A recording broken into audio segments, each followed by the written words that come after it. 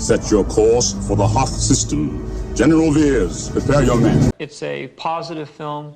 It has heroes and villains, and that it essentially is a fun movie to watch. It's been a long time since people have been able to go to the movies and see a sort of straightforward, wholesome, fun adventure.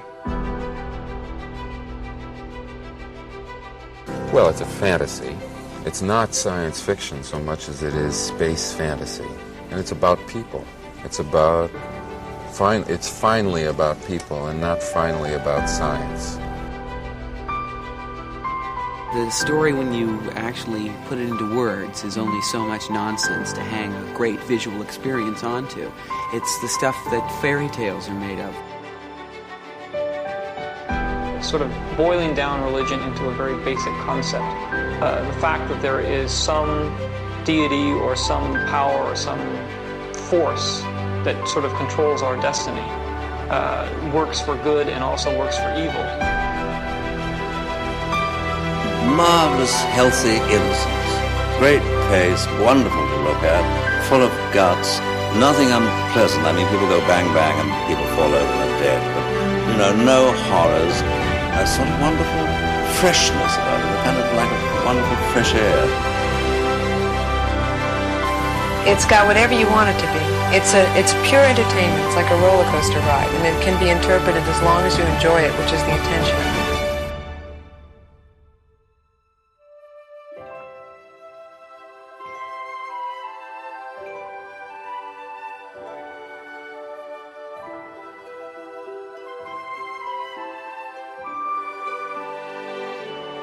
Hello and welcome back to Generation Skywalker. I'm Dan Burgess and you're listening to episode 32 of Those Old Fossils, back to talk more vintage Star Wars toys and collectibles. And in this episode, following on from last month where we discussed the AT-AT and the AT-AT driver, in this episode we're continuing the Hoth Imperial theme and taking a look at General Veers, who led the attack on the Rebel base on Hoth in The Empire Strikes Back, and is arguably represented by two figures in the vintage line, both the AT-AT Commander and the Imperial Commander. And joining me to discuss those two figures this episode, I've got Palatoy Pete.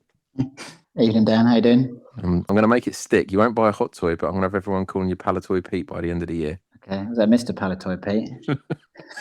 whatever you want, mate. And we've got the artist formerly known as the Running Stormtrooper, Jez Allinson. Hello, mate. How are you doing? I'm good, mate. I'm good. We enjoyed his company so much last time. We brought him back. Our very own AT-AT commander, or at least the commander of AT-AT drivers, is Martin Woodgate. Cheers, guys. How you doing? Yeah, good, mate. How are you? I'm all right, man. And also in this episode, we will be joined by Ron Salvatore, who I'm sure you would have missed last month, but he is back. He is back with a vengeance this month, and we've also got Mark Andrews joining us throughout the show to talk about these two figures. But before we get into any of that, there has been a couple of significant auctions over the past month since we last released the show, and I thought it'd be good if we had a quick look at those. So we had the Vectis auction on the 21st of January and a C&T auction on Sunday, funnily enough, which we haven't had that before, on Sunday the 1st of February. So I'm going to come to you first, Pete, and give us a bit of an overview of the Vectis auction. As you say, it was on 21st of January, so yeah, straight after, not long after Christmas. So they had 611 lots, all Star Wars, so it's pretty incredible. They had everything from sort of a lot of vintage stuff, Kenner, Palitoy, Meccano, Chicoda Meccano's in there, but yeah, a lot of modern as well, Hot Toys, Sideshow, and a lot of Hasbro stuff in there. It's quite interesting to see how much Palitoy is coming up, because obviously we had the big auctions at the end of last year, so I thought that was going to be the lot, but more Palitoy came through on this. So yeah, just a few highlights from what I saw. There was a gorgeous 30 back B Yoda, which was very nice indeed. There seems to be a lot of Palitoy has like mocks that have been coming through, but there's the 30Bs still seem to be very low on the ground, and certainly low on the ground in nice condition. And this was top notch, really. Slightly waved car back, but the bubble was clear and in excellent condition. That hammered at 2,700. It looked lovely. It had a price tag on it, which Some people don't mind that. Personally, I'm kind of not overly enamored by the price tags, but still, it's a nice 30 back B, which you don't see many of. And I think Yoda's one of the sort of like highly sought after one as well. So yeah, sticking with Palitoy, there's a Cloud Car Pilot, which is a favourite of mine. I think that car back really pings. That was on a 45A on the Bounty Hunter offer, and that went for 440. Again, that was in a really nice condition. I think just sort of hearing from Vectis, this was someone's collection who was pretty obsessed with condition, and I think some of the prices suggest that to be true. What else do we have there? There was a Princess Leia 12 back, graded an 85, which was absolutely gorgeous, which went for 2,500.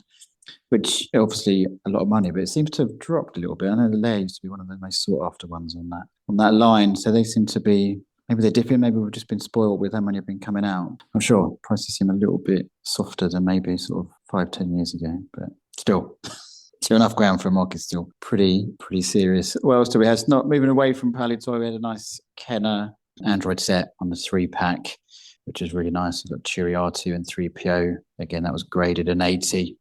Which is quite high for one of these. These are notoriously hard to find in good condition, and that hammered at £4,200. That was really nice. And just the third sort of picking, I know you probably will talk about these, Dan. There's a set of 3 shelf talkers. They're in individual lots. We had 2 Palitoys and a nice Kenner in there as well. So yeah, that was my picks. But yeah, there was some lovely stuff, as I say, 611 lots of pure all Star Wars. So. It was a pretty nice Leia Bespin as well, wasn't it? It was as well, yeah, and finally that turned up yesterday. So yeah, that was lovely.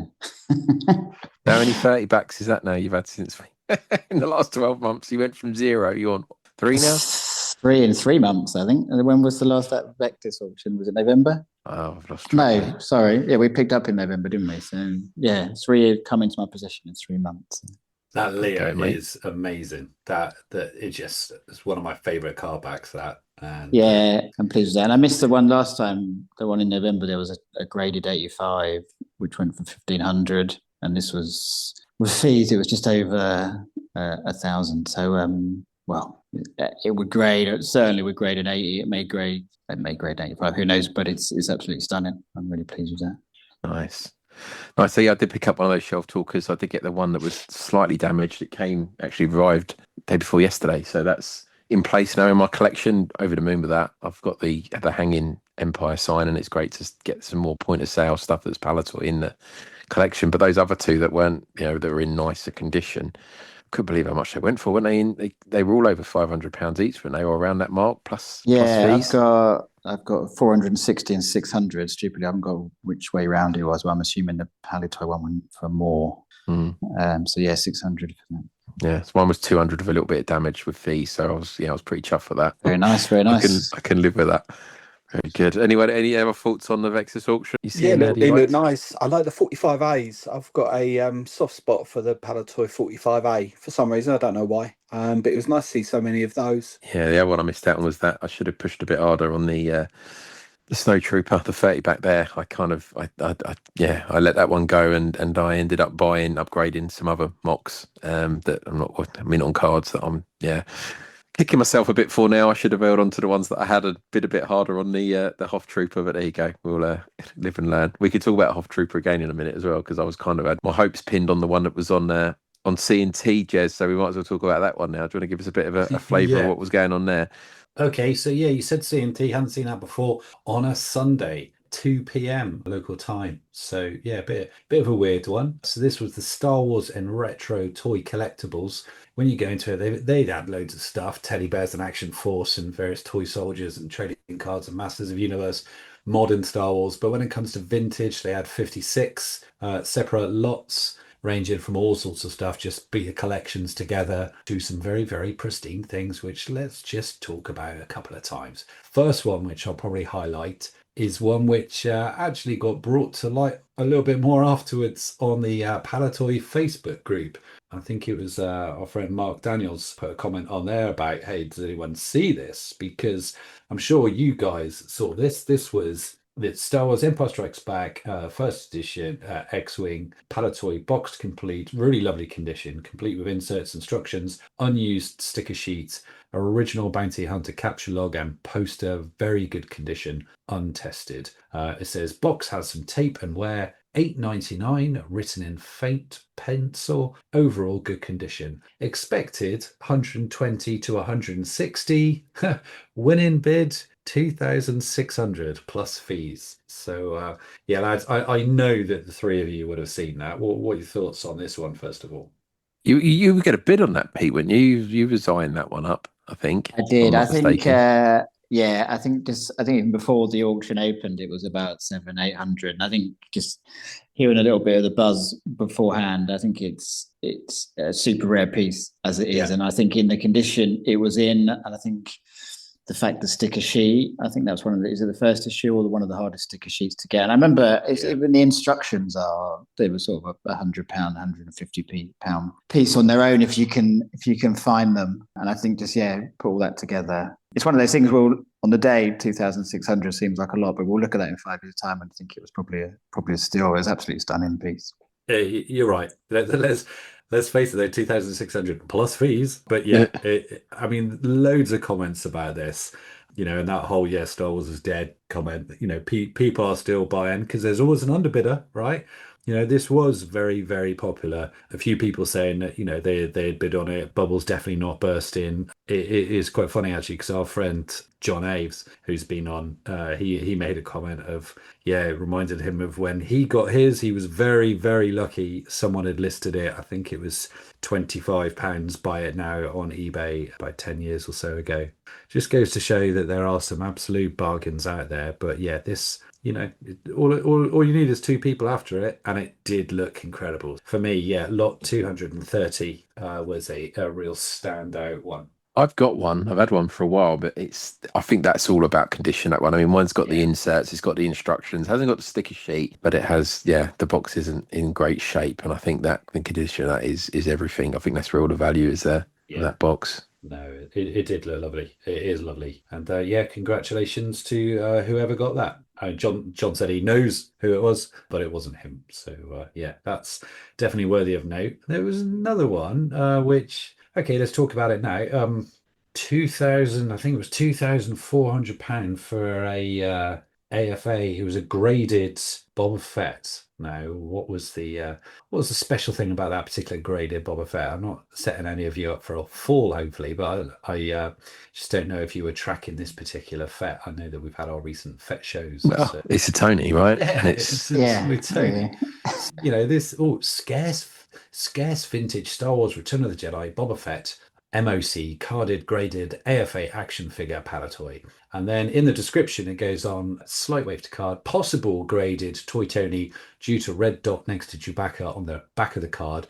Though examples have been found with a dot which are not Toy Tonys. Very hard to find in this condition. I mean, I don't think there's anyone on the planet who doesn't believe that is a Toy Tony.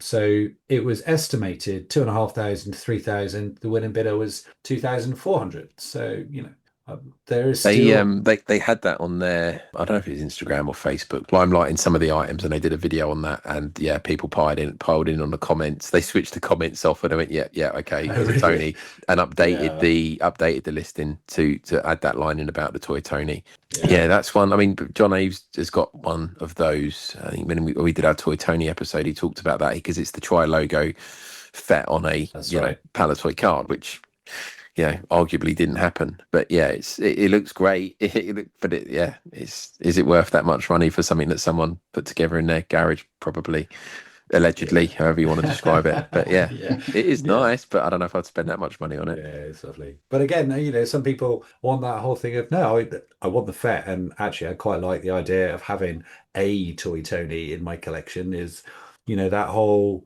I don't know.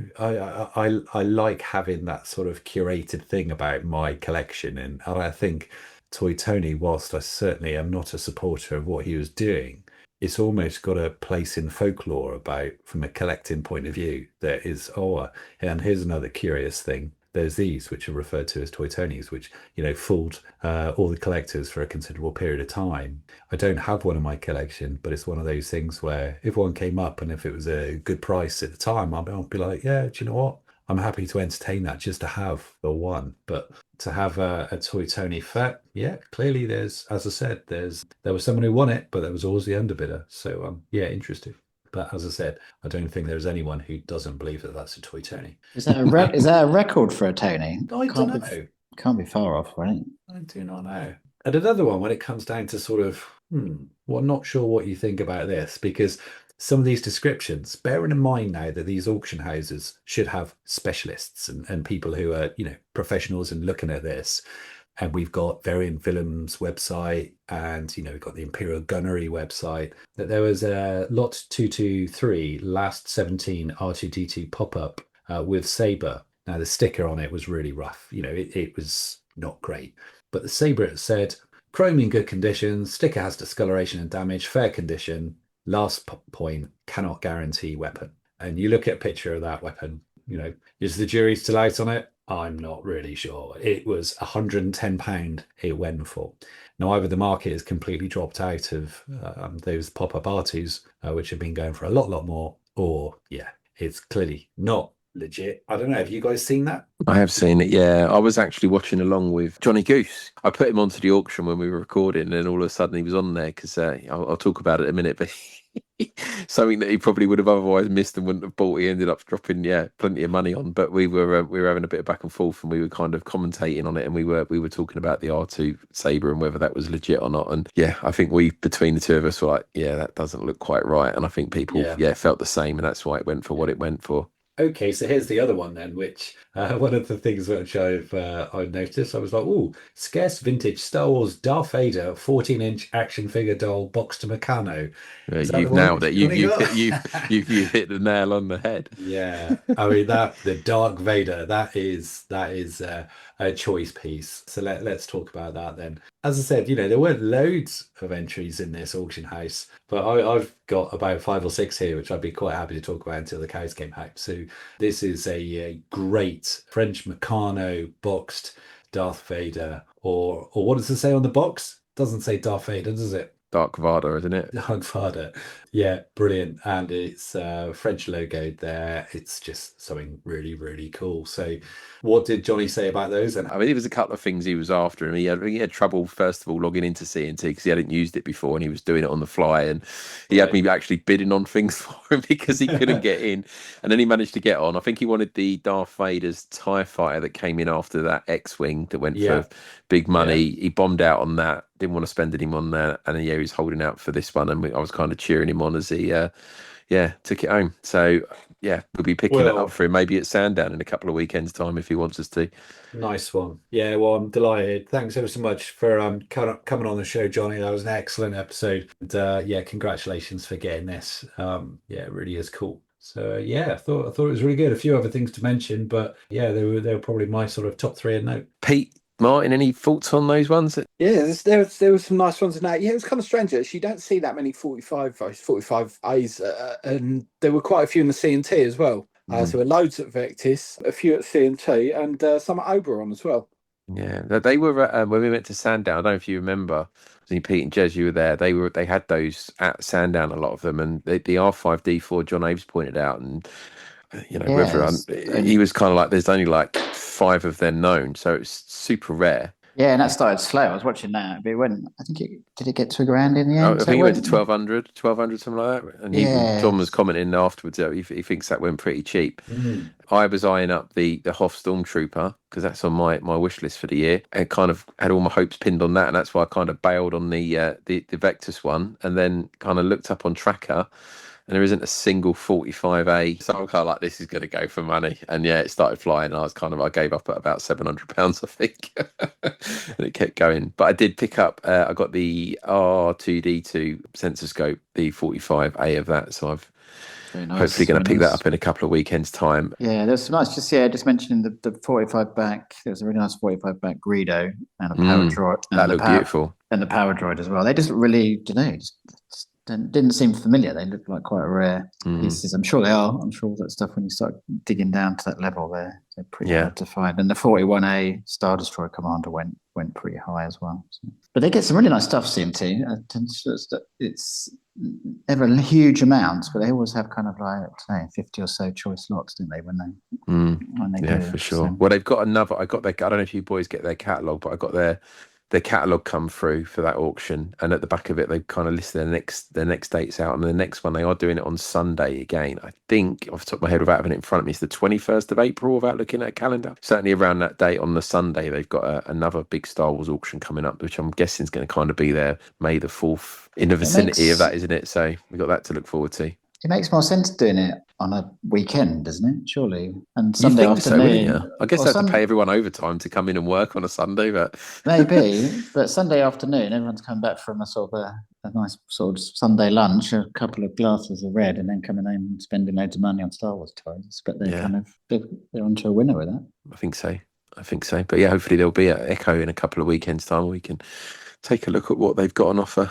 Indeed. In that auction. And talking of Echo, before we release our next show, it will be Echo. We're all going except for you, Jez, I think.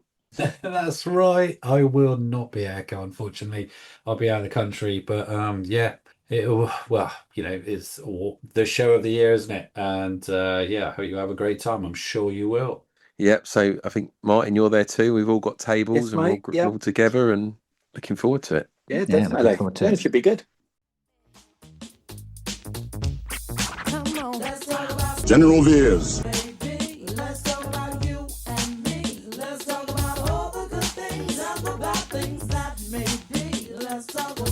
AT-AT, Commander.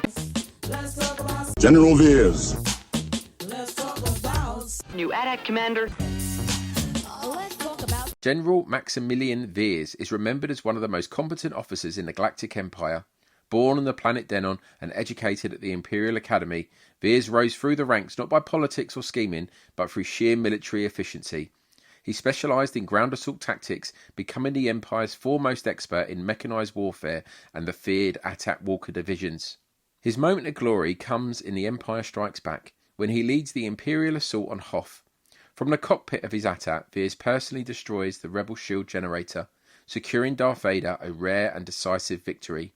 Unlike so many other Imperial officers, Veers never failed his commander, earning him a reputation for cold, professional reliability. His fate depends on which version of the story you follow. In Donald Gluck's novelisation of The Empire Strikes Back, Veers actually dies during the Battle of Hoth, killed instantly when a rebel snowspeeder crashes into his AT-AT. On screen, Veers is brought to life by English actor Julian Glover. Though his role lasted only a few minutes, Glover's commanding performance left a lasting impact. Beyond Star Wars, he built a remarkable career playing memorable villains.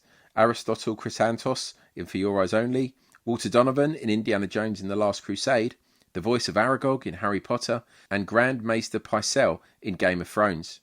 Veers, though, endures in Star Wars lore as the model of Imperial professionalism, a soldier who led with precision and fought with discipline.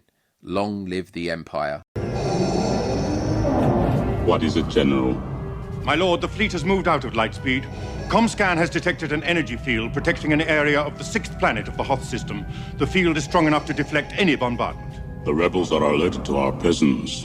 Admiral Oswald came out of Lightspeed too close to the system. He felt surprise was wiser. He is as clumsy as he is stupid. General, prepare your troops for a surface attack. Yes, my lord. Are you all in agreement that General Veers is representing these two figures? I'm down with that. Yeah, I'm happy with that. Yeah, I mean, I'll roll with the idea. I mean, but I don't know. They set out to do that. I don't know there was any planning or forethought behind it, but I'll go with it. And what about as kids? Did we all have both of these figures? I mean, let's not beat around the bush and try and hide from it. They're pretty much peg warmers, these two, aren't they? Let's be honest. But are they ones we all had in our collection? I'll come to you first, Pete. What do you have both of these? I did. I've got really fond memories of the AT-AT Commander. It must have been me sort of dreaming of having an AT-AT, so I had the figure and didn't have the AT-AT. When all the cool kids had it, I didn't have the AT-AT to go with it. It's one of my only surviving card backs is 45B AT-AT Commander. I'm quite surprised. I normally keep a lot of stuff in this, but I've only got 2 card backs from my childhood, and that is one of them. So, yeah, I don't really remember the Imperial Commander. I remember him as a figure, but I don't remember having him. But yeah, certainly the AT-AT Commander. He was one. I used to look I used to have a stack of card backs in my bedroom, and there was always figures I'd look on the back and think, oh, I haven't got that one, and I haven't got that one. And I always wanted Luke Besbin and Han Besbin. They were 2 I never had. But no, I was never drawn to the Imperial Commander. He didn't do much for me. I didn't have him, but I had 2, like I said in the last episode, 2 AT-AT Commanders driving my AT-AT. So yeah, I've got quite fond memories of that one. What about you, Jez? Is it one that you had, or both ones that you had? I'm actually holding both of my childhood ones now. So yeah, I lost half of my childhood collection, I sold half of my childhood collection back when I thought I knew better, but half survived, and yeah, these are amongst them. So I'm really pleased to say that. No, I'm looking at them now. I don't know why my Imperial Commander has got such a worn hat. He must have been in some sort of mini rig or ship, which I was like closing the lid on, because the top of his hat is really, really worn. I don't know why, just on the edging. But yeah, no, I got them both, and yeah. So clearly I got them. Yeah, I agree with you. They're quite dull figures, but then again, I'm quite a dull person, so maybe they just gravitated towards me. I'm sure if Stu was on, he'd have something to say about how that helmet's got worn. But we'll count our lucky stars on that one. I think on your helmet, I didn't realise until a few years ago, on kind of a mint one, there's a silver trim around the edge of the helmet. It was Mark Daniels, I think, pointed that out. So if you want a really mint one, you should have a silver trim around the helmet, which sounds rude in itself, but that's yeah. right. Okay. Yeah, so yeah, that's one I wasn't aware of until recently. Martin, any thoughts on this one? These two? I mean, to be honest, I didn't have a lot of specific memories of either of these. I do remember occasionally letting the ATAT commander into the ATAT, but I did actually have to check back in my sort of shoebox of childhood figures to see if I actually had an Imperial commander, because I couldn't remember him at all. And I did find him. I did have one. He looks absolutely mint and unplayed with. So might get him graded. No, actually, I'm not going to get him graded. Yeah, so I did have them both. And what do we think of the card backs? I think the ATAT commander, the card, although the character doesn't appear on the card back, is one of my favourite card back. I think it looks great. Have you guys got any thoughts on this pair of card backs? Anything jumping out here? When the ATAT commander card back really pops, it's a great combination. Looks really good. But yeah, the Imperial commander is just average. It's all right. Nothing wrong with it. The Imperial Commander on certain card backs, it looks really good when that orange pops, like on the, I'm sure we'll get to it, but on the Ledy card back, it absolutely looks stunning. It really works. Yeah, the ATAT Commander as well. I think it's that image is just sort of emblazoned into our memories, isn't it? It's such a strong card back. I got to tell you the truth here. I got to let you into a rather embarrassing secret there. It was only earlier on when I was looking at this card and looking at the various different iterations of these card backs that I noticed on top of the sort of pillbox by the bubble was a snow speeder. My focus had purely only ever been on the ATATs and then to the figure and then possibly the logo. And I hadn't actually picked up that above the figure, above the bubble, is a snow speeder. And obviously you can see the lasers going back and forth, but maybe that's just me. Maybe I'm the only person in the world who hasn't actually spotted that snow speeder there, but my entire focus was just drawn to the ATATs, probably just because I think they look so cool. You know what, mate? I'm just looking at mine now. I'm not sure I spotted that before either. Oh, cool.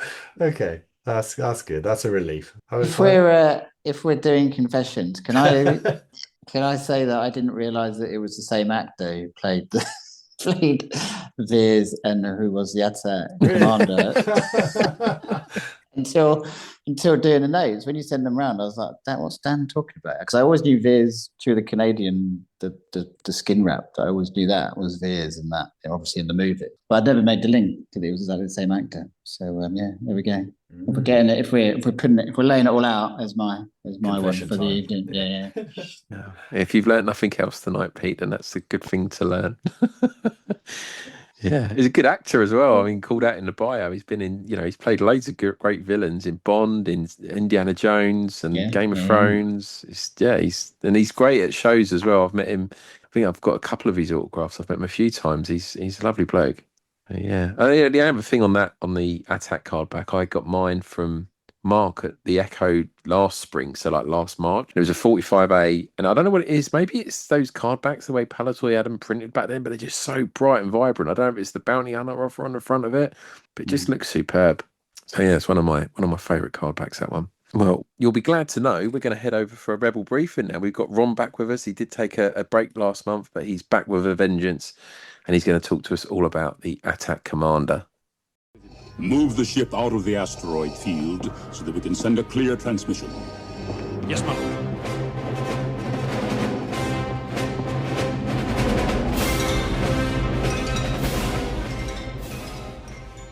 Hi, this is Ron Salvatore of the Star Wars Collector's Archive, and I'm grateful to the Generation Skywalker guys for asking me to deliver yet another one of these talks, or diatribes, or incoherent rants, or whatever you want to consider them. Just to mix things up, let's start this one off with a quiz. Outside of core personalities, Luke, Leia, Han, Lando, the droids, who is the only trilogy character to be represented by two different action figures in the vintage Kenner line? Do you know it? I'm waiting.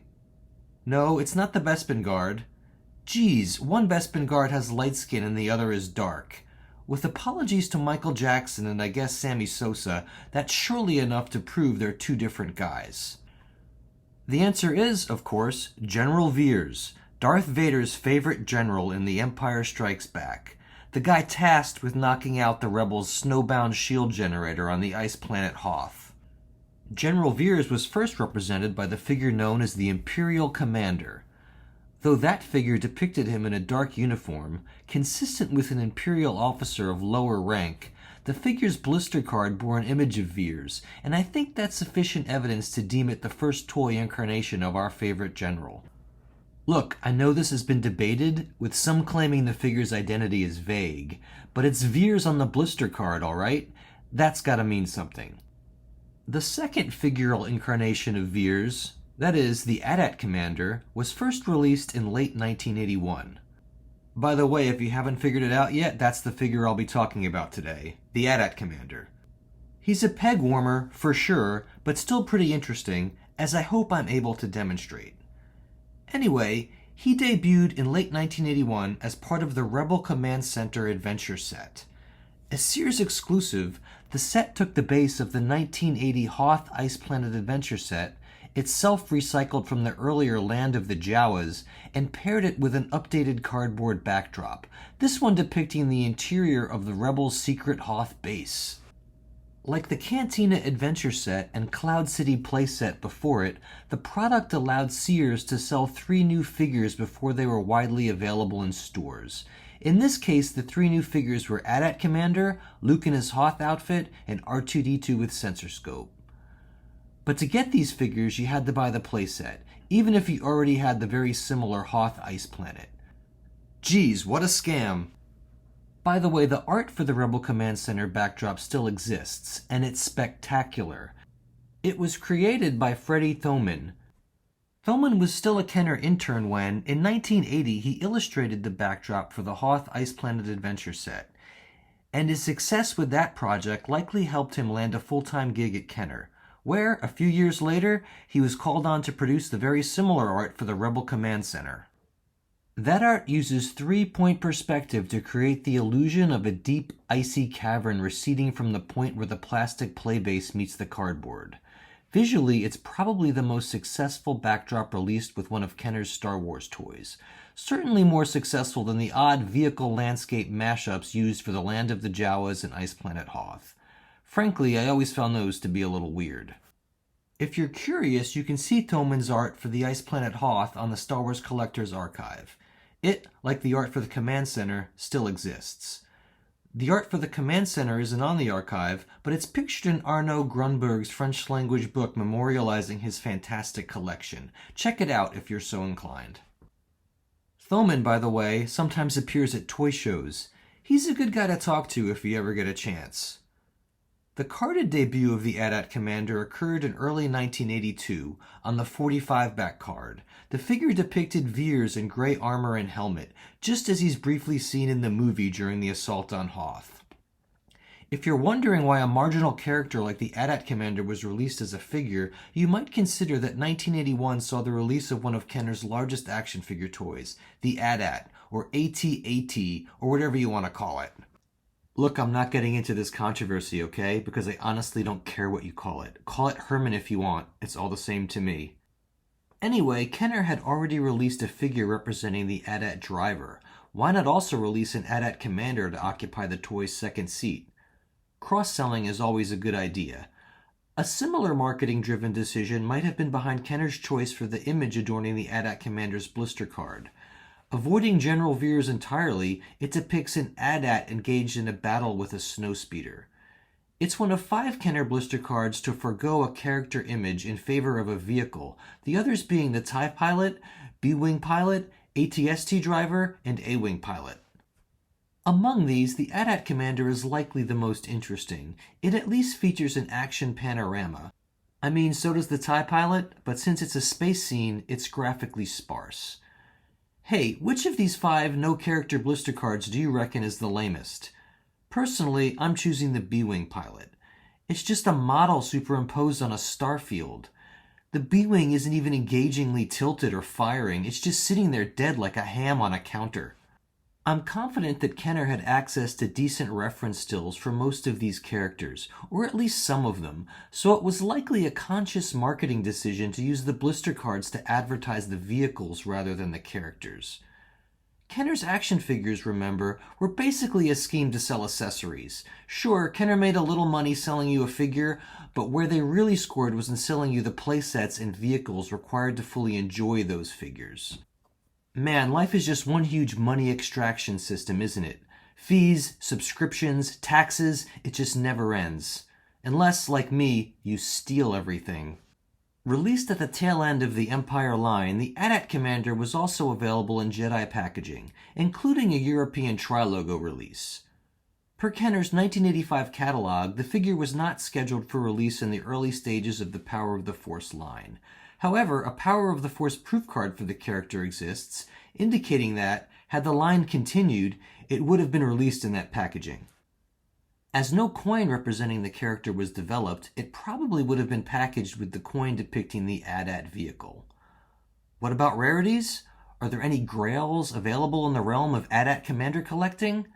2 spring to my mind.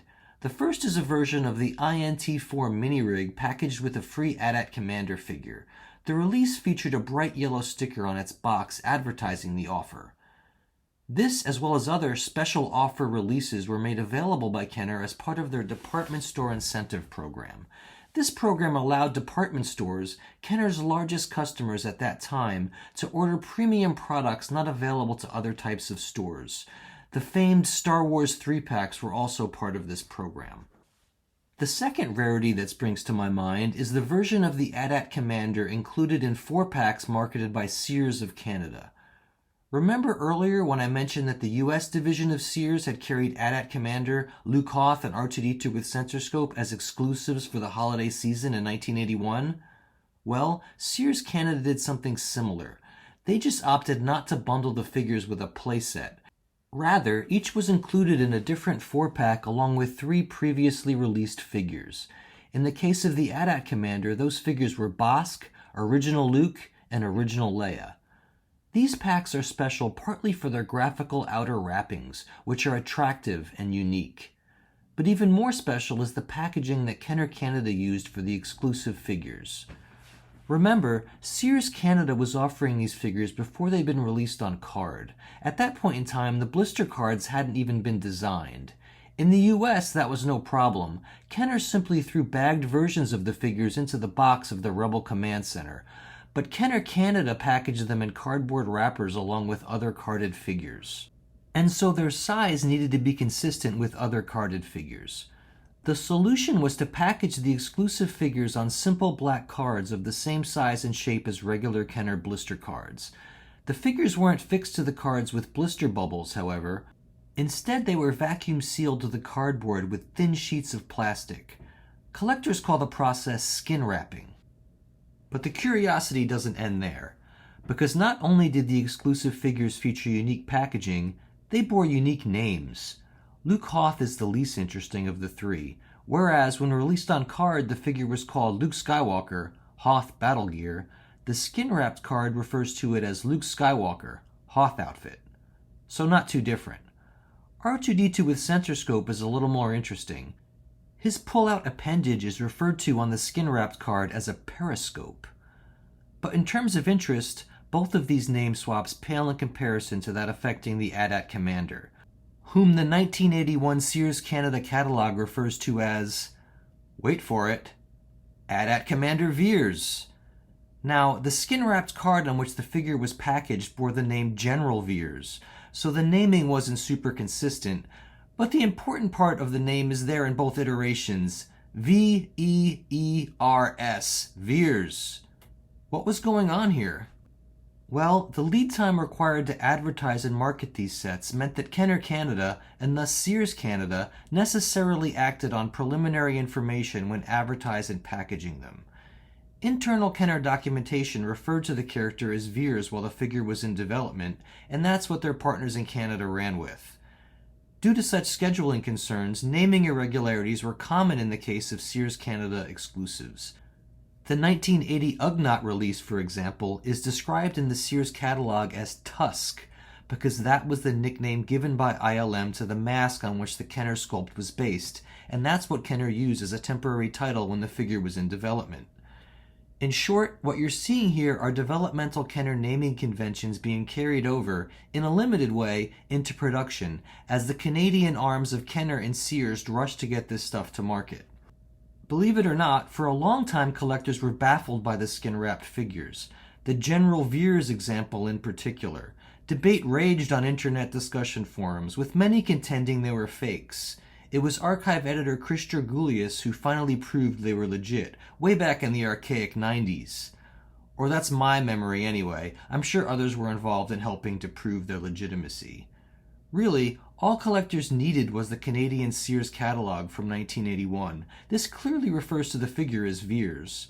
But back then, most American collectors didn't have access to that resource. Look, I never miss an opportunity to point out how important original catalogs are to the establishment of collecting knowledge. You just gotta have those primary sources to know what was going on. Except when the catalogs are wrong, which also happens, so maybe I'm just full of it. So that's the story of the Canadian General Veers figure. Cool, right? Hey, if you want more information on this Canadian stuff and access to photos of the Sears multi-packs, check out Scott Bradley's great website, the Canadian Star Wars Gallery. You won't regret it. Where pre-production material is concerned, there isn't a ton to discuss related to the AT-AT Commander. Surely the best piece available is the original photo art for the blister card. That's the one and only master image used to create the card design. There are also a few first shots out there, that is, early injection molded samples used to test the production molds. A few of these examples are even unpainted, which is kind of cool. But probably the best figural piece is a painted hard copy prototype. A hard copy is a duplicate of the original sculpt made by pouring a cold cast urethane material into a silicon mold. Generally, they're the best figure prototypes around if we disregard the original sculpt. The painted AT-AT Commander hard copy to which I refer surfaced in a group of painted hard copies brokered by the Earth Collectible Toy Mall right around the turn of the century. It remains the largest group of painted hard copies to surface and be made available to collectors. Pieces like this were typically used for photography purposes and as models at industry shows. I believe the example to which I refer still resides safely in a private collection. Sadly, the original sculpt for the AT-AT Commander is one of the few Kenner figure sculpts to never surface, even in partial form. That's right, as far as I know, it's unaccounted for. But who knows, maybe it's out there just waiting to be discovered. It's happened before that a sculpt has surfaced unexpectedly, and I'm sure it'll happen again. Fortunately, the Imperial Commander sculpt is still out there, so the sculpt for at least one incarnation of General Veers survives, and I guess we can be grateful for that. Well, that about wraps up my talk on the AT-AT Commander. I hope to talk to you guys again soon. Actually, it's me again, back with a little update before I hand this over to the Generation Skywalker guys. A friend mentioned to me that he thinks Klaatu is also a figure that was released in 2 different incarnations in the Kenner line. Maybe he's right about that. I always considered Klaatu to be like an alien species, but if he's one individual dude, then yeah, sure, there were 2 different Klaatus. But tough noogies, I'm not changing this recording at this point in time. Yes, Lord Vader. I've reached the main power generators. The shield will be down in moments. You may start your landing. Now, we were going to be talking about the Rebel Command Centre, but I think Ron's done it to death. I don't think there's much else to say about it, Jez. I know you've already done a bit of work looking into it, but have you got anything else you wanted to add to what Ron was saying there? Yeah, you're right.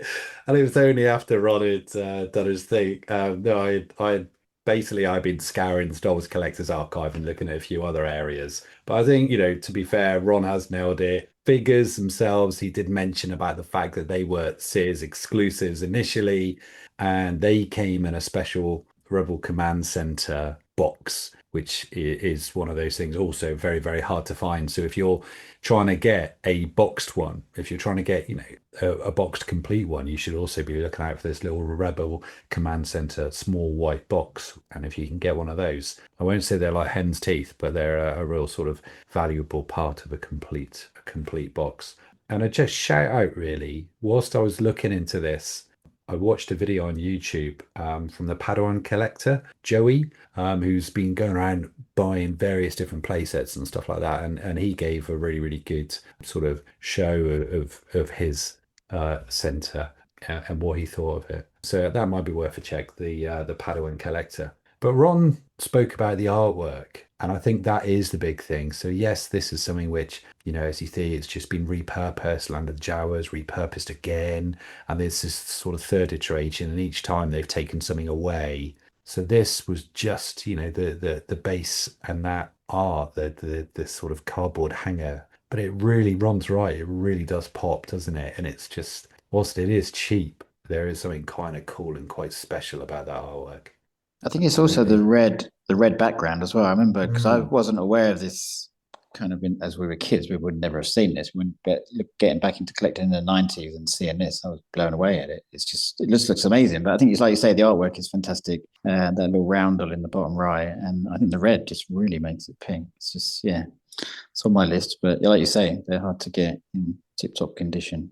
Yeah, I've got one that's pretty bashed up. I bought Father's from years and years ago. It didn't come with any of the figures, but it's got the base and the backdrop. I love though that Ron's contextualised those Sears exclusives. Both the Cloud City playset and then this one. So the Cloud City playset would have come out Christmas 1980, and the figures then that came with that were exclusive, so that would have been released in 81.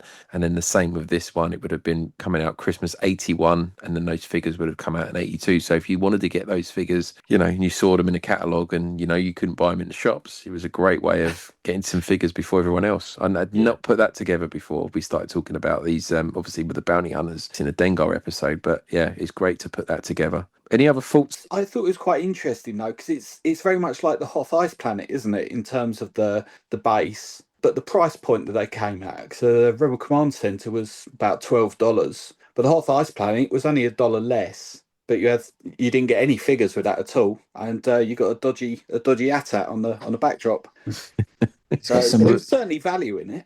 Well, you did get a radar laser cannon, the unexploded version, so that you've got a version of that in that Hoth Rebel playset.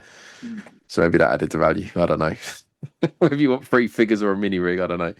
The only other thing that I was going to mention for the Rebel Command Center was the prices. So if you this is one of those things where the cost of a graded one absolutely jumps off the page, and we see the cost of graded figures sometimes isn't hugely hooked up. But you've got some complete ones here, and complete ones ungraded are generally going from, say, on eBay. What they're claiming is with box complete from sort of £70 upwards to £200-300. But only last week, Hakes AFA 80 £3,710 for an AFA 81. Wow! And then in November, a Hakes again, another AFA 80 £2,375. So they are on the up. That's a 50% increase, over 50% increase in value from November to February. So yeah, 3,710 plus fees. So whilst very, very cheap from a from a build point of view, yeah, they're still holding their value now, one would say, in 2026. That's pretty amazing. I mean, I suppose if you're out there trying to complete a high-grade collection, that's the price you've got to pay. So we're going to head over to Mark now at Variant Villains, where Pete sat down with him this month. Going to talk to him about the first of the 2 figures, the AT-AT Commander.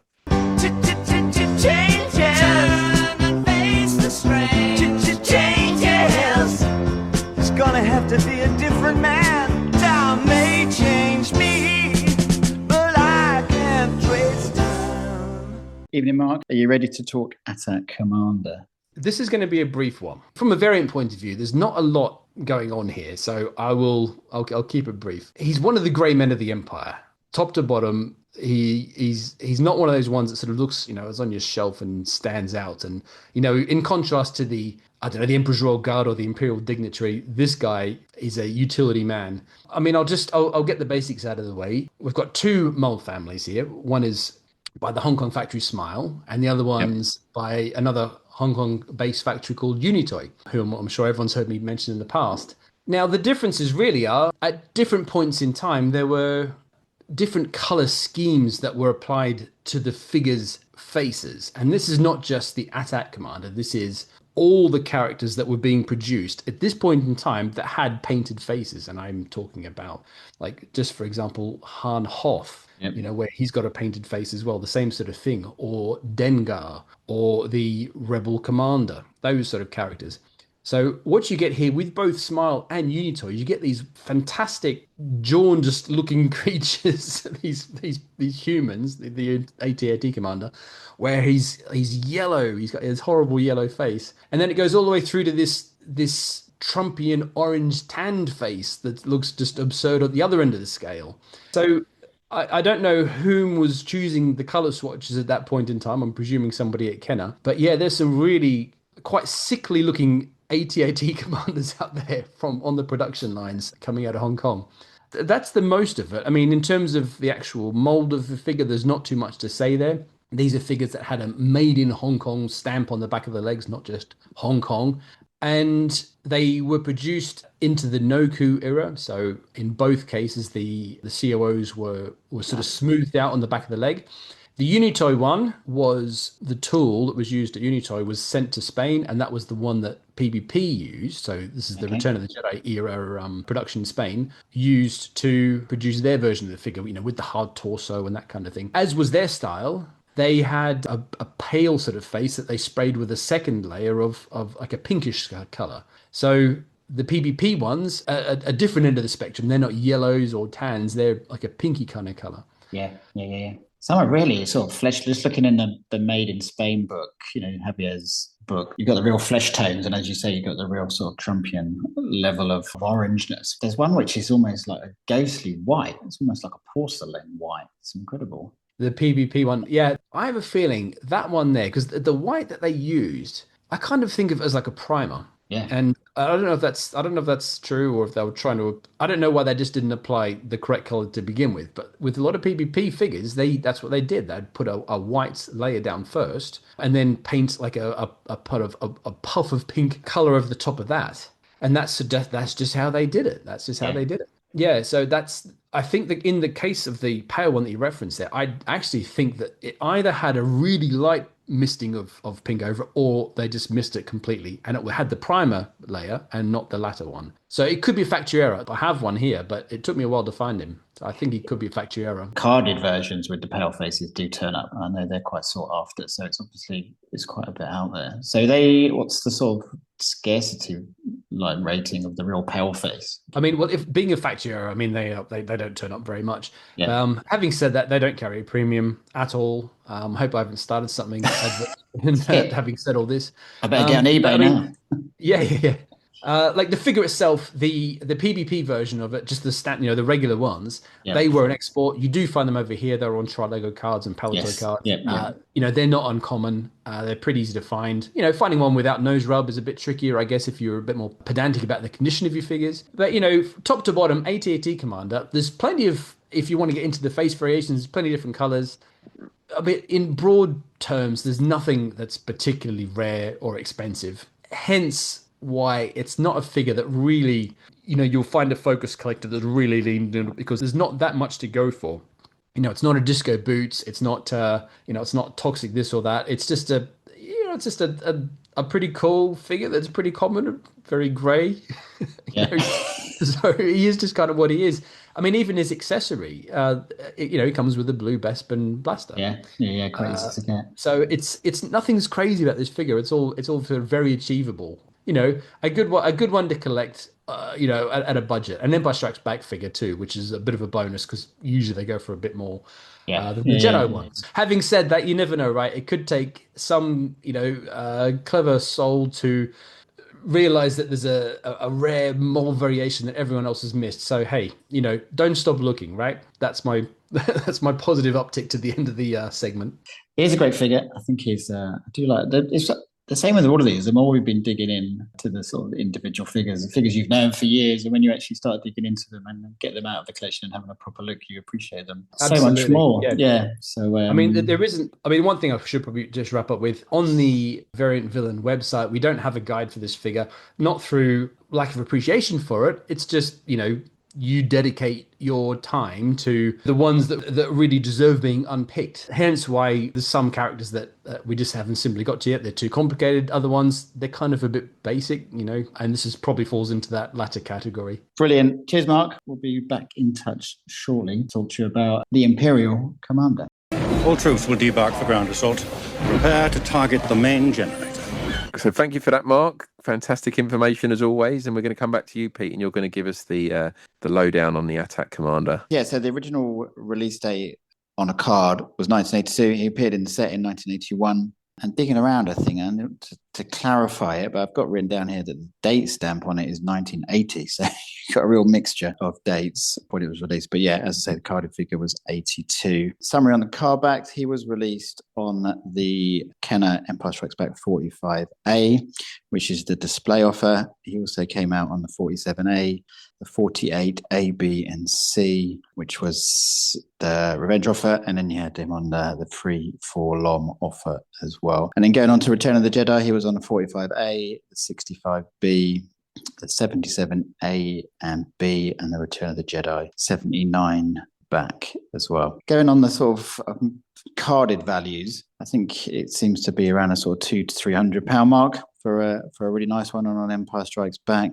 And on Return of the Jedi, you're looking around sort of averaging about 150. I think they vary depending on how pale the faces are. I think sort of a few variants, but they seem to be pretty standard. Just going back through a few auction sites and looking online, they seem to be around that kind of mark. And just on the loose value, I think the average on Tracker is about £20, which is nice sort of entry level. You can get a complete one for that for sort of 20 to 30 quid, I imagine. But there's also a UK G90 gold, which I assume is the best you're going to get, and that went for 220. So that was sort of the higher end of it. But yeah, loads of graded for sort of 75 to sort of 150 pounds. So on to the non-Kenner card backs then, kind of ones that note. So it was available on a Clipper 45 back, a General Mills 45 back, PBP 65D, and there's an example, I think it was on the archive, of a Harbored stickered tri-logo. And on the Palatoy, you could get it on the 45A and B, the Return of the Jedi 45C, 65D, and then the previously mentioned tri-logo. And of course, there's that Sears Canada General Veers as well. I've just looked on Tracker and I can only find one example of that, and that went back in 2020, and that was for £1,760. But that seems fairly reasonable considering the price of some things and how pretty cool that is, having a General Veers figure. I'd quite like one of those. But that was it for the foreign card back. And then the Attack Commander, looking at kind of boxed items and where he appears, he's on the second ESB vinyl case, so that Wampa version. There's an image of the Attack Commander on there. He's on the box for the INT4. The ATST on the Hoth version, you can see him on there. He's obviously on the Rebel Command Center, as we've already discussed, and he is on that image on the Rebel troop transport we talked about last month, where he's helping the ATAT driver escape through the bottom of the ship. Anyone else seen him anywhere else? I think that's everything for him. He came quite late in the Empire line. Whilst I was looking for boxes and where he was, I think I found something which we hadn't noticed before, and whilst Martin's on the call, the ATAT driver, I don't think we mentioned this in the ATAT driver episode, that you're not going to believe it. He actually features on the box of one of the coolest things in the world, which is the Chewbacca bandolier strap. That looks sound. Not on the front at all, so you could be forgiven for not realizing it. But as an Apex collector that you are, Martin, when you look at the reverse of it and you look at the rear of the box, you've got two large pictures, one of the young lad with his yellow shirt on and wearing the bandolier like an absolute boss, next to Chewbacca with his own bandolier. But then they've got three smaller windows showing you how you use it and showing you how the action figures easily snap in. And just behind an Admiral Akbar is quite clearly an AT-AT driver. So yeah, we had missed that on the previous episode. I've just let myself down there, haven't I? Have you not got one, How have I Martin? have I not got a whole box full of those, eh? You need to go and buy one now. We're going to have to sort you one out, at least Echo. 10. You need 10. 10 in tenants. Oh dear. Martin, take us through the bootlegs and multi-packs if you don't mind. Yeah, so there are actually quite a few AT-AT Commander bootleg variations. So there's a completely non-articulated bootleg version of the AT-AT Commander that was produced in Poland. It would have been made in one piece. It's slightly smaller than its Kenner counterpart, but it's actually a fair representation. The uniform of the figure tends to come in various shades of grey, from similar to the Kenner version right through to almost graphite. The boot colours can vary too, from light grey, black, blue, green, silver, and gold for that matter, so they do try to give him a little bit of glitz. The face colour also ranges from jaundice to pepper pig pink and everything in between, but probably most interesting version of this figure is actually a Cape de Veers, where he's been found complete wearing a blue plastic cape. Which is actually pretty cool. There's also an articulated bootleg version of the AT-AT Commander that was produced in Poland as well. So whilst the torso and head resemble the Kenner counterpart, they were paired with limbs modelled from the Biker Scout, which was slightly oversized and tends to make the figure look a little clunky and disproportionate. There's quite a wide range of colours available for this figure. Uniform tends to be light grey on the whole, but the colour combination of boots, gloves and visor can vary drastically. There's also an articulated bootleg AT-AT Commander that was produced in Brazil by Model Trem. I didn't have the opportunity to touch on these in the AT-AT Driver podcast that we did because they didn't produce one of those. So just a little background on Model Trem. So Model Trem originated in Brazil, specialising primarily in model trains and train-related accessories and scenery. Before the Glasslight licence was established in Brazil, Model Trem decided they'd get on the Star Wars gravy train. Initially, their figures were produced in metal, so were quite weighty, but as the run of figures progressed, they began to switch materials to resin, presumably to make it a bit lighter and a bit more user-friendly for kids. The Model Trem AT-AT Commander is a rare figure and likely one of the later ones produced. It suggests it's probably made of resin due to the fact that he is later in their production run. The figure was painted in Kenner colours, and actually most of the figures in the Model Trem range actually represent the Kenner colours quite nicely, and each of these figures come individually boxed as well. I know we haven't got onto the Imperial Commander yet, but there is actually a bootleg out there of this figure. So it's completely non-articulated and produced in Mexico. It would have been made in one piece, and I've seen two examples of this one, and both were cast in a bright yellow plastic. They remained unpainted, and they would have been made probably in the early 80s, I would have thought. And finally, for bootlegs, we see both the AT-AT Commander and the Imperial Commander appear on the reverse of the Turkish-produced Uzay card backs. Interestingly though, SB Products, who's the company responsible for the Uzay line, didn't actually go on to produce either of them in the end. The obverse of the card back changed with each of the 14 figures in the line, but the reverse of the card back always remained the same throughout the entire run. The images on the reverse depicted 13 figures and 5 vehicles. Most, if not all of them, were lifted straight from Kenner packaging or brochures. In reality, only 9 of the figures and 2 of the vehicles shown on the reverse of the card back actually went into production, with another 5 figures that were not depicted being made instead. Just out of interest, the figures teased but not made were the AT-AT Commander, the Imperial Commander, Klaatu, and a B-Wing pilot. In their place, though, we were given the Emperor's Royal Guard, Imperial Gunner, R2-D2, Blue Stars, and Headman. So, arguably, Turkish kids got a better deal in the end there. Yeah, I'd agree with that. Yeah, maybe we'll talk about Blue Stars next month, I think. But yeah, definitely come up then, won't he?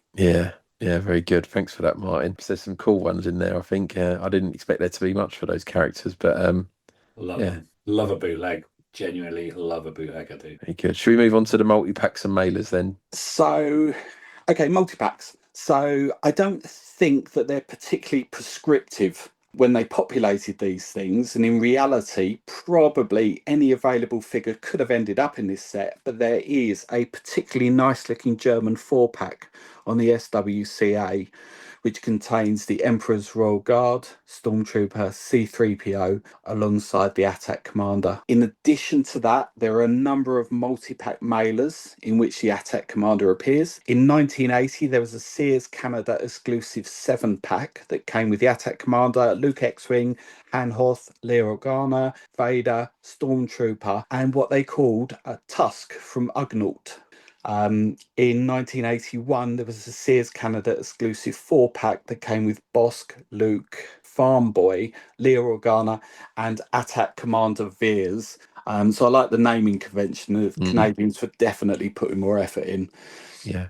In 1982, there was a Sears US exclusive 8-pack that came with an ATAC Commander, Luke Bespin, 21B, FX7 Cloud Car Pilot, ATAC Driver, TIE Pilot, and Imperial Commander. And in 1984, there was the Sears US exclusive 8-pack that came with the ATAC Commander, Gamguard, Squidhead, Imperial Commander, Boba Fett, Biker Scout, Stormtrooper, and Hoth Stormtrooper. Like, those are all the multi-packs that I can find with the ATAC Commander in. You did well, mate, because, I think I'd put a couple in our show notes, but, you've done well finding all that lot. Very good. Very good. What about the baggies? There's not a great deal on baggies on this one, is there? So, the ATAC Commander can be found in just 4 baggies. So there were 2 Palatoy ones, so it's Palatoy A and B, and then there were the 2 Kenner ones, so it's the ESB-C and the ESB-H. Easy peasy. And Jez, we've got you down for the prototypes, mate. But again, I think Ron might have stolen your thunder on this. But is there anything you particularly wanted to call out? Okay. Yeah, he did, didn't he? Far more concise way than I did. So, head over to the Star Wars Collector's Archive. He mentioned the unpainted figure. It's a bit weird, that. And the first shot, which is just, again, not really taken with the first shots. I think they're a great part of the history, but they're just completely dull to look at, aren't they? Because they are just a figure, but without the markings on the rear leg. But when it comes to the proof cards, again, Star Wars Collector's Archive showing various different things, particularly the Power of the Force proof card, which was quite interesting, because that being the unproduced. They've got other ones as well he hadn't mentioned, which is the sheet of 4 of them together, and then there's another one which is 9 proof cards together on an uncut sheet, and they're great to look at. Some of those were found by the Earth, and then afterwards, unfortunately, they were broken down and sort of cut into individual ones as well. So, there's a slight element of regret over that. There was one tiny little thing which I had noticed, and it's really, really subtle, but it's about the trademark. And I hadn't noticed this before. And it's far more subtle than not having noticed a snowspeeder. But the ESB, when you look at 45, 47, etc., they've got ATAC Commander with a little trademark TM image after ATAC Commander. But then when you move on to Return of the Jedi, I've checked Kenner and Palatoy, it says ATAC, then the little TM trademark, and then Commander after that without anything. So initially, clearly, Lucasfilm or whoever were just trademarking ATAT Commander, but then they just changed it to trademarking ATAT without a trademark afterwards with the Commander. Massively geeky, tiny little bit. Yeah, that's one of the eccentricities of collecting, but it's weird though that they did that. It's strange. You do wonder, and you never find the answer, but what they did that. I don't know. Yeah. Bizarre. Yes. Should we head over back to Mark and Pete and see what they can come up with on the Imperial Commander regards to variants? What difference does it make? It makes none. But now you have gone, and your prejudice won't give you one tonight. Oh, the devil will find work for idle hands to do. Right, we're heading back now to the wonderful world of Variant with the ever knowledgeable Mark Andrews. Back into it. We are. With the grey men of the Empire. Imperial Commanders. This is one of those deceptive figures where there's not a lot going on here, and yet somehow there's all these variants out there for this particular one. He's a bit of a wolf in sheep's clothing. What are the key variants I'm looking for? All right. Okay. Well, broad strokes. You've got three different Asian-based producers for this one. It's Smile, Unitoy, Cada, the usual suspects. Start with Smile. The Smile figure, he started off and he has what I would describe as a skinny head, right? Maybe unfortunately, we don't have a guide on the website for this one, so people will have to just do a bit of their own research to see what I'm talking about. They start off with a skinny head. And by the time the Noku era comes around, so Jedi, sort of 65 back, this figure transitions to a fat head. So, whether I cannot explain, I don't know enough about it to be able to explain why that is. But anyway, that's what they did. The Unitoy one, another producer, Asian producer, this figure has, he started off with two arms and the sort of thumbs in the usual position. Yeah. And there must have been some sort of request. Who knows? Maybe the gun fell out of his hand a bit too readily or something like this. But they actually altered the thumb. So halfway through the run, you can see, suddenly the thumb kind of has it's got a bend in it. So he's got a bent thumb. Yeah. So he's got a tighter grip on the accessory. That can be the only thing that I can presume that they would have done that for. Yeah, and then you've got the Cada figure as well, made in Hong Kong. I mean, in terms of paint, what have we got? There's like silver, there's black on his face, there's red on his badge, the silver. I mean, that's it. There's not much going on here at all. It's really just like a couple of mold variations for the Kenner figures. And where we've just discussed the Attack Commander with all these different fantastic face colors, this guy doesn't have a painted face. He's got a molded head.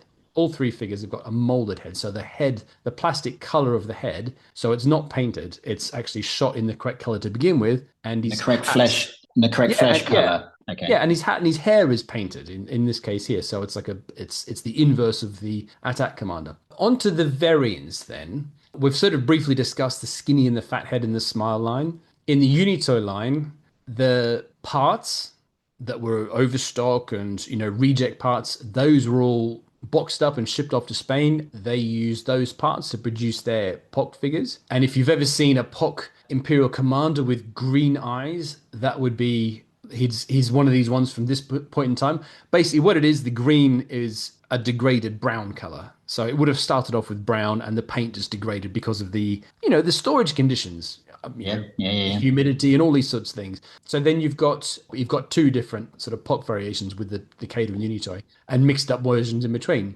And then you've got a bit later on, they produced their own figure over in Spain. So the PBP one with a scarred COO. So they received the tooling from Kenner, and at this point they were instructed to remove the Made in Hong Kong on the back of the leg. They didn't actually permanently alter the mold to take the letters out. They just used some sort of metal filler and kind of blobbed it over the top, which is why you get this very messy scar, what they call a scar COO. Yep. And quite often as they were producing them, the metal was only. It's only fairly fragile, and it wasn't permanently in the tool itself, and so it tended to fall apart, and it was repaired as the actual production was going on. So you get some variations in the shape of that blob of filler that they used over the COO, which is pretty cool. If you're into this sort of stuff, you want to get all the different variations of the Dengar and Lando and those sort of ones, Snowtrooper. It's endless. So that's the amount of times they kind of corrected or amended the molds, and then so it just basically once the letters started to come back through again because a piece of metal has fallen off, they would stop production, they would make a repair in the tool, and they would carry on again. That's the Spanish section. I mean, I'm very broad strokes here. That's the Spanish section. The last one, Family 3, which is Cada, I mentioned earlier. Their later production was moved to China. Now, this is a funny one. For whatever reason, they didn't just remove the COO, and this is a permanent change, not a filler type change like I've just described, but they, mistakenly also removed the date stamp. So you have a figure that has no COO and no date stamp on the backs of the legs. So is that quite an easy find, or is that a tough one? It's not an overly hard figure to find, but it certainly is a little bit harder than just like your regular sort of common one. They do go for a little bit of a premium. Nobody bothered to restamp it. Quite often you'll see them changing stamps and then sort of milling it out and changing it again, or putting a blank raised bar there, or China or something like that. Nothing like that with this figure here. They just took out the date. They took out the COO, and that's as it stayed, and it remained that way. They just kept produce them. Those ones there are quite often found in baggies. If you see like made in China baggies, that's the figure that you'll get in those ones. Is any focus collectors on this one, on the Imperial Commander? Anyone got sort of like a big old run? You know what? Considering how like, in inverted commas dull the figure is, for whatever reason, this guy does actually have some variant collectors out there that or some focus collectors that have actually gone deep into it. Yeah, I guess once you start and you kind of start picking up the differences and you realize how much there is out there, it's kind of, as you see them, I guess you just grab them. I think it's one of those ones that might attract the contrarian types. It's like, hey, everybody wants to go get like a Bosk focus or something like this, or a Luke Farmboy focus. Yeah. I mean, Imperial Commander, really? But that's kind of the point of it, right? It's like nobody's going to pick that, so I'm going to pick it. It could be a bit of that sort of that kind of mentality going on. Yeah, you don't get like reams, just rows and rows and rows of them, but there are some guys that have done a bit of deep digging. Will Mellish is probably the most recent one that's had a good look at him. The figure comes with a blue Imperial blaster. Obviously, there's a couple of them round. There's some of them are a bit harder to find. There's one that you'll see that's like, the surface of the blaster itself looks really rough, and he's got a big circle on the handle, an EPM circle. Quite often you'll see people say, this is repro, right? This is a fake, this is pretty shabby. But no, that's the actual blaster. The blue version of that's quite hard to find, bit of a sleeper variant, that one there, just in the gun itself. He's a proper Imperial man, this one here. He's very sort of like, very crisp. Having referencing Javier's books, giving them a bit of love. It's just amazing how much has come out of Spain with all the variants, and just sort of you guys doing the research and looking back over the history and how these things happened, and the tooling being shipped around, and then the sort of paint applications happening there. I bet if you had a time machine, kind of going back to some flea markets in Madrid around 1985, maybe kind of high on your list. If you have one shot to go back in time, what would you do? And it's like, would I change world peace or collect Spanish Star Wars toys? Let me think about this for a second. Yeah, I think we're sweating. Which one do I go for? I think we should both move on that subject. Yeah, yeah. I'm sure we'd end up in the right place. But the devil on our shoulder would be it'd be tempting. Let's put it that way. Yeah. Excellent. And I guess you've got the badge as well. I guess that kind of gives rise to a few paint variations. There are some. It's not like it's not quite as like the Death Star Commander has got like the different badge colors, and sometimes they're reversed around. Like sometimes you get stuff like that. In this case here, he's just red and he's got that sort of silver trim. The POC ones are like really bright red. Quite often they can be misplaced. So the spray mask was a little wasn't correctly aligned when it was applied. The figure itself is pretty straightforward. There's not that much paint going on. The mold variations are probably the more interesting stuff. If you had like a Smile skinny fat head, if you had a Unitoy, if you had a PvP and a Kader one, you kind of done a basic variant run with this one. Huge thank you, Mark, for all the work on the series and your incredible knowledge. And big shout out to the website, variantvillains.com. We urge everyone to check it out, and Javier's books as well. If you haven't, they're quite amazing as well. So absolutely, go for volume 3 if you're looking. I think he's still got some available, and they're just brilliantly photographed, and he's got wonderful details there about how these things were all made, and sort of the lengths they all went to keep the ship the ship upright. Indeed. Incredible. Great stuff. Cheers, Mark. Have a good evening, mate. Talk soon. Thank you, mate. Distance to power generators. 17.28. Target, maximum firepower. So, Martin, do you want to give us the lowdown on the Imperial Commander?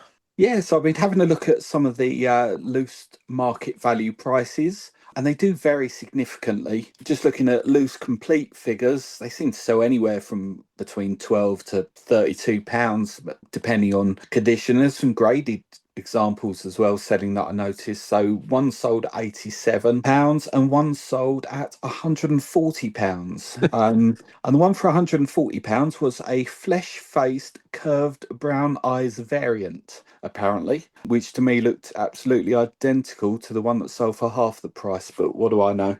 So the Imperial Commander itself was released in 1980 but didn't appear on the initial wave of ESB card backs and had to wait until the 41A card back to make his debut. He appeared on 12 card back variations. So it's ESB 41A, 41B, 41D, 45A, 47A, 48A, 48B, and 48C. And then for Return of the Jedi, he was on the 48A, the 65B, the 77A, and the 79A. In terms of carded figure prices, as always, condition is key. So if you find a nice example, the money's going to follow it. There was also an Empire Strikes Back Kenner 41 back debut card, graded 75, that sold for 235. And there was a rather lovely Empire Strikes Back Kenner Canada 41 back that was ungraded and sold for 195. Nice. Not bad price. And I would have loved that one. Yeah, that sounds nice. Very good then. So moving on to the non-Kenner card backs.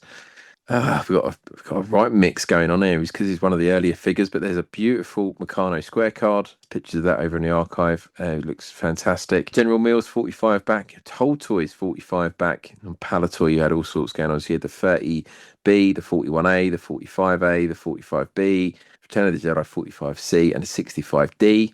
You also had the tri-logo, and probably one of the most desirable miscard tri-logos in my book anyways is the Attack Commander on the Imperial Commander card, so kind of cementing in that General Veers motif we've been discussing about, and that one's a great representation of that. I'd love to get my hand on that. And also the Ledy, so it was on the Ledy card back over on the archive. They've got a picture of a Return of the Jedi 30 back Imperial Commander on the Regresso, so the positive card back, which again, very nice. I know Pete, you were referencing that earlier, but yeah, very nice card back. Yeah, very nice indeed. They look stunning. There's the logo and the colours on the behind the figure just pops. Yeah, so a great spread there of card backs. If you wanted to start a focus collection on the Imperial Commander, you got lots to go after. Very good. Jez, then multi-packs for the Imperial Commander. What you got? Okay, so let's first of all talk about 3-pack. Imperial Commander, Dengar, and Atta Driver. So the Imperial set 3-pack. So this one came out in 81. And we've already spoken about this on previous episode because you had Atta Driver. They swapped out the Imperial Commander and Dengar, then put in Zuckuss and TIE Fighter Pilot. So that one's definitely worthy of note. Return of the Jedi 4-pack. So the Italian 4-packs. I'm a little bit biased on this. I prefer the look of mine, which is, it looks so good. However, there is one, Darth Vader, Paplu, Leia Hoth, and the Imperial Commander. Now, that looks good. I like it, but from my point of view, I think maybe it's just because there's a lot of yellow in that. And it's a weird thing, but if you look at that 4-pack, I think because it's just a bit of a strange one that what you've got is because you've got the General Veers or the Imperial Commander with a yellow background and the Paplu with a yellow background and the Darth with a yellow, and then the Leia Hoth with the blue just looks a little bit haphazard.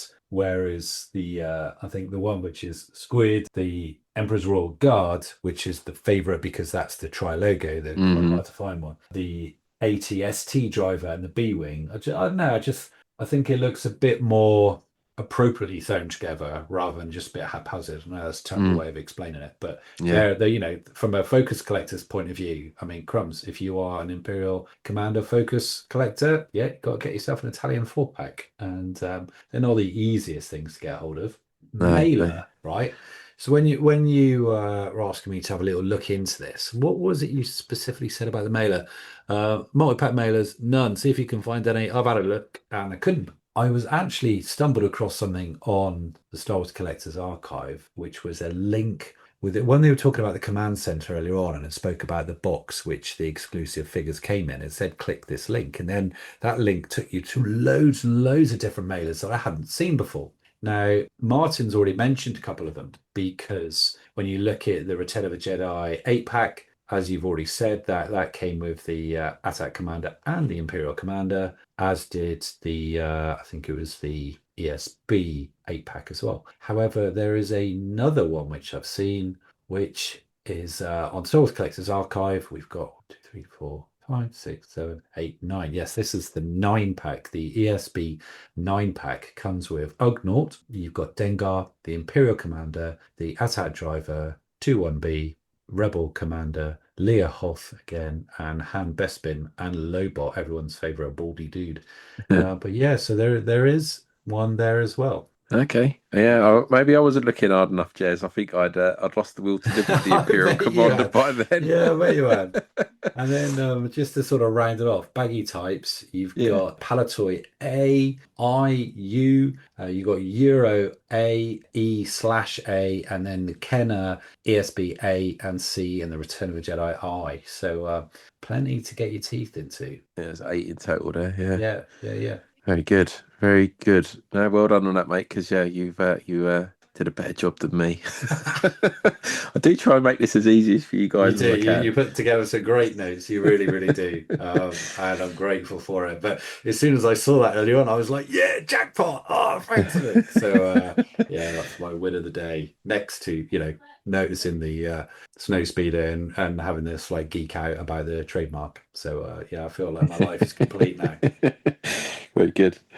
Okay, then Pete, over to you on prototypes then. Untrod territory by Ron. You've got an open road in front of you. Fill your boots. There is a lot. It's obviously the links you sent, which is great. You got a lot of stuff on the archive, but just digging into the Kremlin Strikes Back book as well. There's even more stuff in there. So I'll go through some of the highlights, trying to do it in kind of production order, I guess. So the original wax sculpting exists. It's in pretty poor shape, but it's just amazing that it exists. There's a number of figures that just the sculpts don't exist. It's in white wax, which is pretty typical of what was being used in the early 80s. But yeah, there's breaks at the ankles. One of the knees is broken on it. The shoulders have been lost, and part of the collar has kind of crumbled away as well. But still, as I say, it exists, and it's probably an incredibly fragile piece, and just amazing to have it in existence is something. But yeah, that's on the archive, well worth checking out.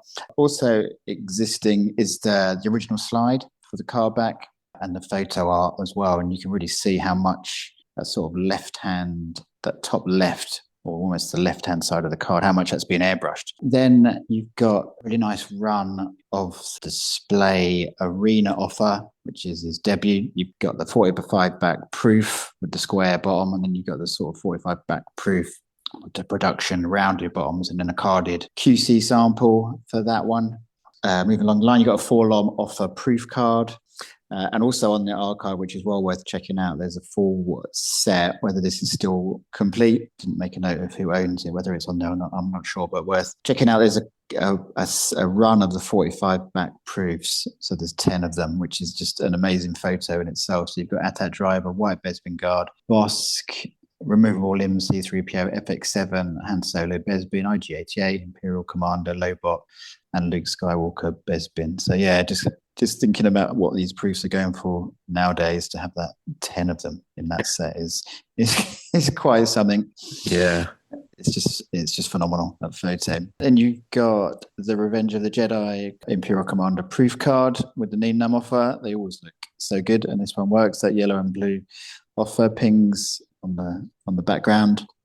There is also Revenge of the Jedi Commander Chromalin, which is interesting to see because you've got the marks that have been made on that during the production process, and you've also got the Return of the Jedi Imperial Commander Chromalin as well. And as we move along, and lastly, but certainly not least, because I don't think these get enough love, carded figures, the Power of the Force releases. But when you see the unproduced ones, I think they just look so stunning because your eyes just aren't used to them, and this one looks great. So they've got the unproduced Power of the Force Imperial card. It does make you kick yourself, doesn't it? If you'd have been around collecting maybe 5 or 6 years prior to when you started, you might have been able to get your hands on some of this stuff. But there's some absolutely amazing stuff out there. Well, the proofs, when you just sort of just all of this pre-production stuff, it's just be great to have just one piece of it, wouldn't it? But it's just so expensive now. Yeah, and if you go back into the sort of a lot of the archive history, when they show you there's a lot of recordings and write-ups of when these were first put out there, and just hundreds and hundreds of them taken to celebration in the sort of comic boxes and being sold for sort of double figures, really, which just doing sets for like $100 here and there. But yeah, good old days. I think you've got a few proofs, haven't you, Martin, in the collection? Yeah, I got 3. Very nice, very nice. But yeah, that Power of the Force, that it just looks stunning, I think. And all the unproduced ones just look amazing. I think they're all really sort of in few numbers as well. So. Very good. Okay, so just to round things out then, when we talk about boxes and play sets and where the Imperial Commander appears, he doesn't appear on much at all. He's on the Sears exclusive Imperial Cruiser, which is the remake of the Imperial Troop Transport without the electronics on it. So he's on the front of that box alongside a bunch of snowtroopers. And once again, he's on the Imperial Troop Transport in that image of the escaping attack driver through the bottom of the ship. There was a Power of the Force coin for the Imperial Commander, but strangely enough, it references Moff Gigerod from Return of the Jedi rather than General Veers. But that was it. That's all he appears on. And even on the Kenner ads, which I normally drop in throughout the show, there isn't really much for the Imperial Commander either. I think he appears in the AT-AT advert sitting next to the AT-AT driver in the cockpit of the AT-AT, but other than that, it is slim pickings. And normally now we drop in the Beyond the Toys music, but unless anyone can tell me otherwise, I don't think there's anything to add to Beyond the Toys for both these figures. What do you reckon, Jez? I think you're right. I was looking earlier on for Imperial Commander focuses just to see if I could desperately find something. So I was looking on Beyond the Toys Facebook group, and I stumbled across something on Google. So it was Rebel Scum forums. So it was a post made back in the day, May the 14th, 2011, and the username was Uncle Gundy from Singapore. And he said, here's what I've managed to put together for my Imperial Commander focus. It's taken a few years, and I thought I'd share an update on the progress made so far. It's got some exceptional proofs, and the rounded corners proof, or sample proofs as some people know them as, various different proof sheets with colour bars, and he's got revenge ones and chromolins. But what it just made me think about, you mentioned the coin. He has got a large version of this and is known as the coin soft copy. Yeah. And when you actually click on that photograph, it's the height of this coin is the height of a carded figure. Wow. So that's the coin soft copy. And he's got a Return of the Jedi 48 back QC sign-off sample. So in addition to having, some of these carded figures, there's the Kenner quality control sign-off bits and pieces. So he's managed to get a couple of those, and also he's got a first shot. But this is a kind of a cooler version than the first shot which I had seen on Star Wars Collector's Archive. It's a first shot pull test torsos. Now I've seen this before. I've seen sort of Luke X-Wing ones. They're head pull tests, where in the Kenner sort of pre-production, they would have been looking at these things just to ensure that their heads remain in the torsos and all that sort of stuff as well. And you can sometimes see those with normal production limbs, sometimes with just the actual head pull piece itself. So he's got a couple of those, and the interesting thing about that particular one is the head is unpainted and the torso is creamy, but the limbs with it are the regular black limbs. So it's definitely one of those pop out of your collection focus pieces, which looks pretty cool. But having gone through my sort of collection of Beyond the Toys stuff and various different things, and no, mate, it's absolutely slim pickings, isn't it? Dry as a bone. Yeah, I imagine we could pick out a couple of tops cards, but there's only so much we can talk about those, I think. Yeah.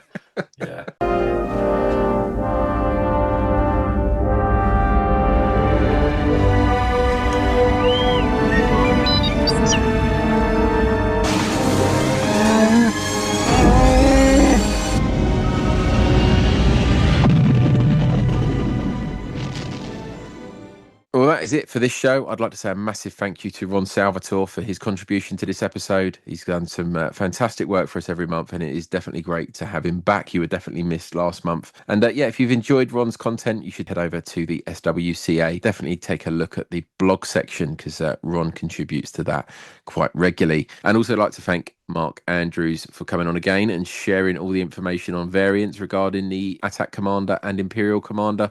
Pleasure as always, Mark. I look forward to seeing what you've got next month. And talking of next month, all being well, we will take a look at the Imperial Stormtrooper in Hoth battle gear. How does that sound, boys? Always a favourite, that. I like that figure. Yeah, cracking figure. Yep, bring it on.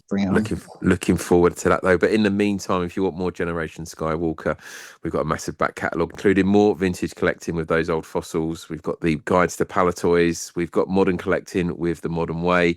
and as well as many interviews, including the one we've recently released with Johnny Goose. Plus, we have movie commentaries, our Lookout series where we look at Disney Plus shows and much, much more. And if you've enjoyed this show or any of our episodes, why not thank us with a 5-star review on your podcast listening platform? It does help support the show and help others find us. And don't forget to give us a follow so you don't miss another episode. You can also follow us on Facebook, Instagram, TikTok and Threads for the latest Generation Skywalker show announcements and more. Just search Generation Skywalker to find us and follow. And if you want to interact with us or other listeners to Generation Skywalker, why not join the We Are Generation Skywalker Facebook page? But until next time, it is good night from Martin. Cheers, guys. Thanks for coming on again, mate. You've been great. Thanks, mate. And we will say good night to Pete. Nice one. Cheers, guys. Good night. We'll say good night from Jez. The shield will be down in moments. You may start your landing. Very good. And it's good night from me. We are Generation Skywalker. All errors, all passions, all Star Wars.